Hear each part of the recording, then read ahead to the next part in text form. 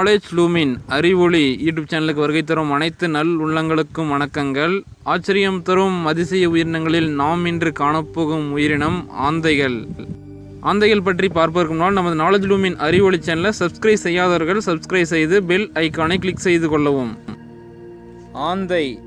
ஆந்தைகள் மழைக்காலங்களில் அவ்வளவாக வேட்டையாடுவதில்லை. ஆந்தைகளின் அகலமான இறக்கைகள் மிக மென்மையானவை. இதன் காரணமாக இவற்றின் இறக்கைகள் மழை நீரில் நனைந்து ஒன்றோடு ஒன்று ஒட்டிக்கொள்வதன் காரணமாக இவற்றால் நன்றாக பறக்க முடிவதில்லை.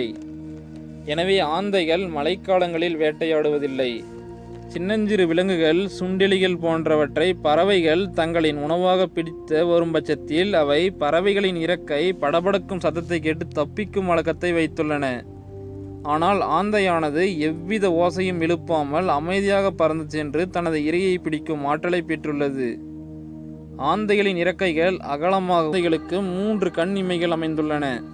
கண்களின் மேன் பகுதியில் ஒரு இமையும் கண்ணின் கீழ் பகுதியில் ஒரு இமையும் கண்களை சுற்றி மெல்லிய படலம் போன்ற ஒரு இமையுமாக மொத்தம் 3 கண் இமைகள் அமைந்துள்ளன. ஆந்தைக்கு அமைந்துள்ள 3வது கண் இமையானது இரவு நேரங்களில் இவை செடி கொடி போன்றவற்றின் இடையில் புகுந்து தனது இரையை தேடும் வேளையில் ஆந்தைகளின் கண்களை பாதுகாக்கும் பணியை செய்கின்றன. ஆந்தைகள் மிகவும் சக்தி மிக்க கண்களை பெற்றுள்ளன. இவற்றின் கண்கள் மனிதர்களின் கண்களை விட சுமார் 10 மடங்கு அதிக ஆற்றல் மிக்கதாக அமைந்துள்ளன. ஆந்தைகளால் மிக மெல்லிய சத்தத்தையும் மிக துல்லியமாக கேட்க முடியும். ஆந்தைகளின் கண்கள் மற்ற பறவைகளின் கண்களைப் போல பக்கவாட்டில் அமைந்திருக்கவில்லை. ஆந்தைகளின் கண்கள் நம்மை போலவே அதன் முகத்தின் முன்புறம் அமைந்திருக்கும். ஆந்தைகளுக்கு இரவு நேரங்களில் மட்டுமே நன்றாக பார்வை தெரியும் என்றும் இதன் காரணமாக அவை இரவில் மட்டுமே வெளியே வருகின்றன என்றும் ஒரு செய்தி பரவலாக காணப்படுகிறது. ஆனால் ஆந்தைகள் பகலில் தூங்கும் இயல்புடையவை. இவை இரவு நேரங்களிலே மிக சுறுசுறுப்பாக இருக்கின்றன. எனவேதான் இவை இரவு நேரங்களில் மட்டுமே வேட்டையாடுகின்றன.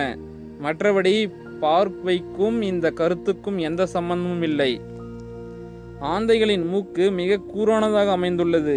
இதன் காரணமாக கூரான மூக்கை பயன்படுத்தி தான் பிடிக்கும் உயிரினங்களின் உடலை கிழித்து சாப்பிட பயன்படுத்தும். ஆந்தை தான் பிடிக்கும் உயிரினங்களின் உடலை மென்று சாப்பிடுவதில்லை. அது தன்னுடைய உணவை அப்படியே முழுவதும் விழுங்கிவிடும். சிறு சிறு குருவி போன்ற முழு உணவானது வயிற்றுக்குள் சென்றதும் தேவையற்ற எலும்புகள், முடிகள், தோல், கூரிய நகங்கள், பற்கள் போன்ற உடல் பாகங்கள் சின்னஞ்சிறிய துண்டுகளாக்கப்படுகின்றன. பின்னர் இத்தகைய தேவையற்ற உடல் பகுதிகளை ஆந்தை வாய் வழியாக துப்பிவிடும். மீதமுள்ள சதைப்பகுதியை மட்டும் ஆந்தை ஜீரணிக்கும். ஆந்தை முட்டைகள் கிட்டத்தட்ட கோள வடிவம் கொண்டவை.